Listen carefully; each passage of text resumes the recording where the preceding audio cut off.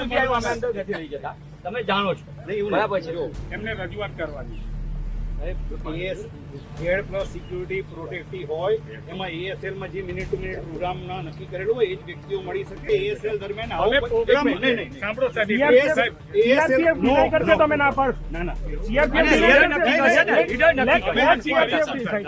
રાહુલજી કોને મળ્યું કે રાહુલ ગાંધી નક્કી કરવા દો ને કોને મળવું એ કહેશે ને તો વાંધો નથી.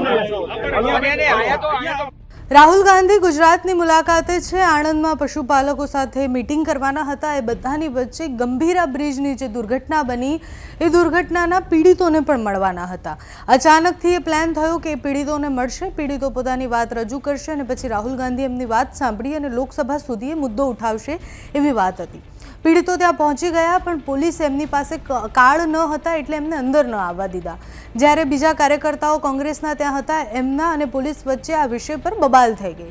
બબાલનો મુદ્દો જે હતો કે પીડિતોને અંદર નહોતા આવવા દેતા, પીડિતો કંટાળીને બહાર ઊભા હતા, પોતાની વાત રજૂ કરી રહ્યા હતા. રાહુલ ગાંધીએ એમને મળવા માટે બોલાયા હતા પણ કાર્યક્રમમાં અચાનકથી જ્યારે પીડિતોની વાત આવી એટલે રાહુલ ગાંધીને મળવાના છે વાત આવી એટલે પોલીસે એમને રોકી લીધા કે તમારી પાસે કાર્ડ નથી એટલે તમને અંદર નહીં આવવા મળે.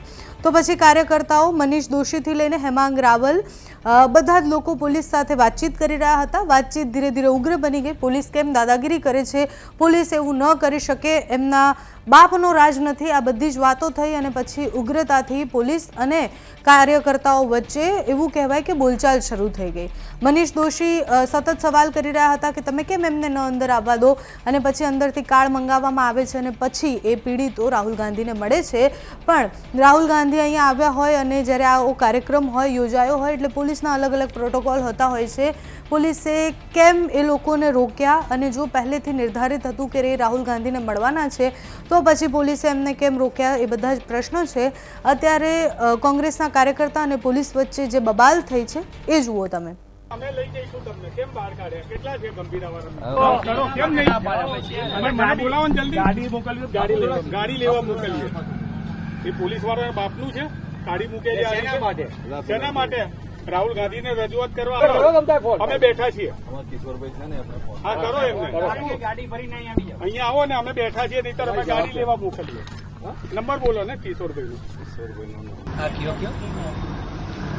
ચાલે જ નહીં ને આગી માણસ એટલે ના શેના માટે બોલાવો ને અહીંયા ભાઈ, બોલાવો તમને તો છે પકવા દે ને પછી તો એ લાખાભાઈ અહીંયા અહીંયા બોલાવો.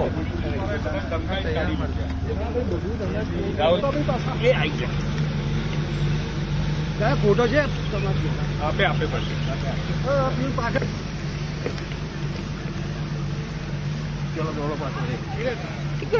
અંકિતભાઈ અંદરથી 3-4 કાર્ડ લેતા હો અંદરથી ફટાફટ.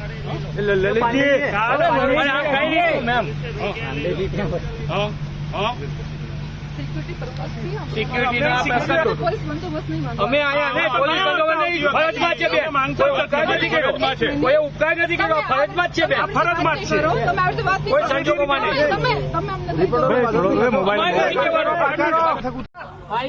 ચલો ભાઈ કાગળ પંચાલ સાહેબ કેના માટે તમારે કોઈ પ્રશ્ન નથી એમ નહીં પણ એવું કે છે પંચાલ સાહેબ આયા સુધી આવ્યું અમે અંદર નથી લઈ જતા, તમે જાણો છો બરાબર છે.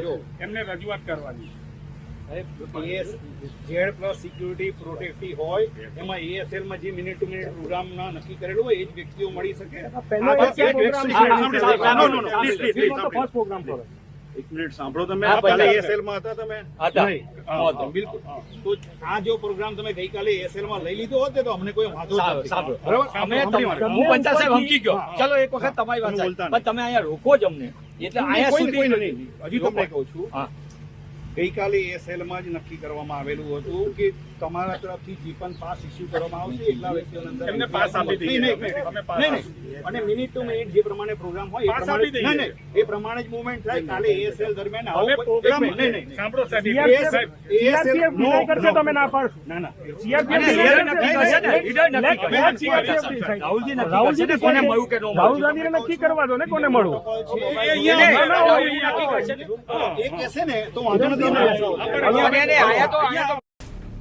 રાહુલ ગાંધી આજે આવ્યા, ખૂબ ટૂંકો પ્રવાસ હતો, એટલે એક દિવસનો એ પ્રવાસ હતો જેમાં એ ગંભીરા બ્રિજના જે પીડિતો છે એમને મળ્યા, પશુપાલકોને પણ મળ્યા અને સાથે જેટલા પણ તાલુકાના પ્રમુખો બન્યા છે, એટલે જે શિબિર યોજાઈ હતી એ શિબિરની શરૂઆત પણ કરાઈ છે. એટલે આજનો એ કાર્યક્રમ કોંગ્રેસ માટે કેટલો સફળ રહ્યો એ સમય બતાવશે. તમારું આ વિષય પર શું માનવું છે અમને કમેન્ટ્સમાં જણાવજો. અત્યારે આ વિડીયોમાં બસ આટલું. જો તમે અમને યુટ્યુબ પર જોઈ રહ્યા હોય તો સબસ્ક્રાઇબ કરજો, ફેસબુક પર જોઈ રહ્યા હોય તો ફોલો કરજો, અમારા વિડીયોને લાઇક અને શેર કરજો.